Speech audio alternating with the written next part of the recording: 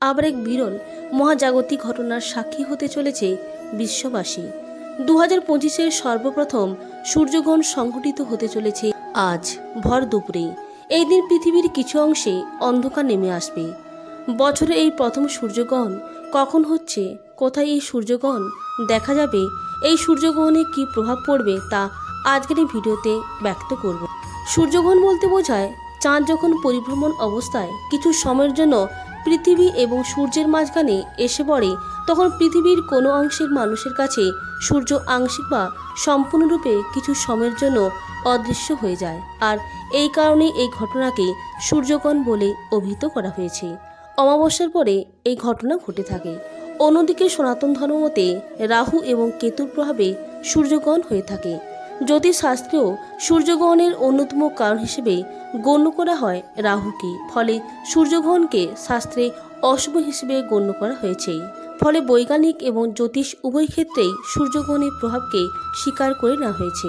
29 March শনিবার বছরে এই প্রথম সূর্যগ্রহণটি একটি আংশিক সূর্যগ্রহণ হিসেবে গণ্য, যাকে খণ্ডগ্রাস সূর্যগ্রহণ বলা হয়। এই দিন সূর্যের চারপাশে গ্রহণের সময় উজ্জ্বল বলের মতো একটি আভা তৈরি হয়, যা সাধারণত রিং অফ ফায়ার নামে পরিচিত। বছরের প্রথম সূর্যগ্রহণটি সম্পন্ন হচ্ছে চৈত্র মাসের কৃষ্ণপক্ষের যে অমাবস্যা, যাকে ভূতুড়ি অমাবস্যা বলা হয়, সেই অমাবস্যা তিথিতে। আর যেহেতু এই দিন শনিবার পড়েছে, তাই এই অমাবস্যাকে আবার শনিশ্বরী অমাবস্যাও বলা হয়। এই সূর্যগ্রহণটি সম্পন্ন হচ্ছে মীন রাশি এবং উত্তর ভাদ্র নক্ষত্রে। জ্যোতিষশাস্ত্র মতে এই দিনে আবার গ্রহ তার রাশি পরিবর্তন করে মীন রাশিতে প্রবেশ করেছে। ফলে জ্যোতিষশাস্ত্র অনুযায়ী এই গ্রহে শনির প্রকোপ সব থেকে বেশি থাকবে। বন্ধুরা, বছরের প্রথম সূর্যগ্রহণটি সম্পন্ন হচ্ছে দুপুর বেলায়। 29 মার্চ শনিবার দুপুর 2:21 থেকে শুরু হচ্ছে এই সূর্যগ্রহণ।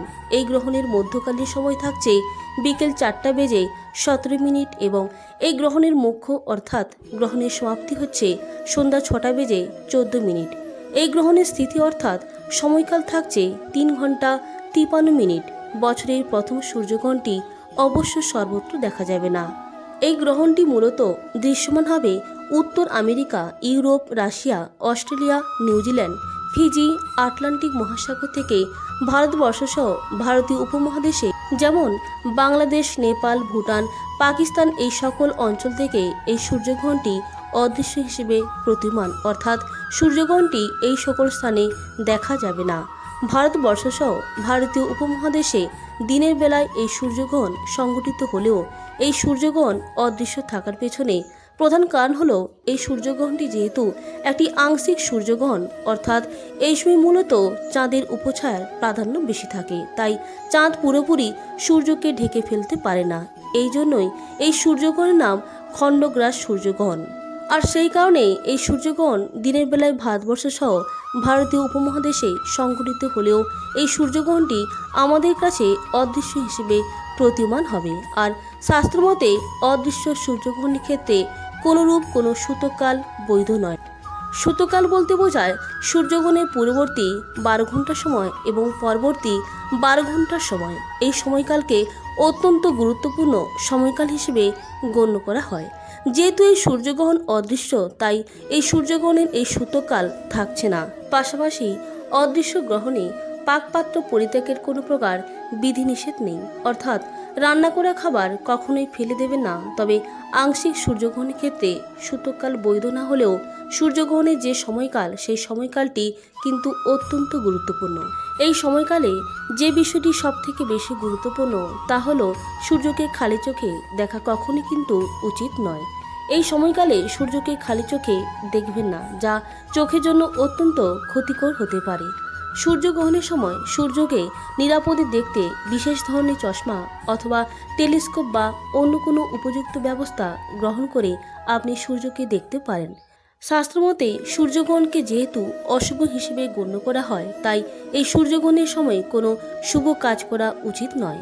এই সময় অন্ন বা জল গ্রহণ করা থেকে বিরত থাকার কথা বলা হয় এবং খাবার ও পানীয়তে তুলসী পাতা দিয়ে রাখতে হয় এবং তা ঢেকে রাখতে হয়। এই সময় শাস্ত্রমতে কোনোরূপ কোনো পূজা অর্চনা করা যায় না, তবে মন্ত্র বা জপ অবশ্যই করা যেতে পারে। গর্ভবতী মহিলাদের ক্ষেত্রে গ্রহণ চলাকালীন সময়ে রান্না করা বা সেলাই করার কাজ উচিত নয় বলে গণ্য করা হয়।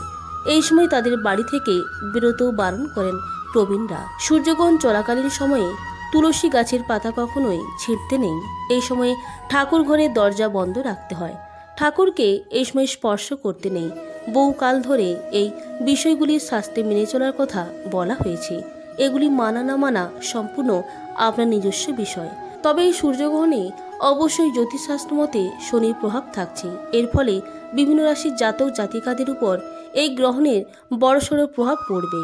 এই গ্রহণের সবথেকে বেশি প্রভাব পড়বে মেষ রাশি, কর্কট রাশি, সিংহ রাশি, তুলা রাশি, ধনু রাশি এবং মীন রাশির জাতক জাতিকাদের। এই সময় তাদের অবশ্যই সাবধানতা অবলম্বন করা প্রয়োজন। অহেতুক কোনো ঝুঁকিপূর্ণ কাজ, অশান্তি এই সময়কালে এড়িয়ে চলার চেষ্টা করবেন। বন্ধুরা, এই ছিল আজকের ভিডিওর মূল আলোচ্য বিষয়বস্তু। প্রত্যেকে ভালো থাকবেন, সুস্থ থাকবেন। নমস্কার, ধন্যবাদ।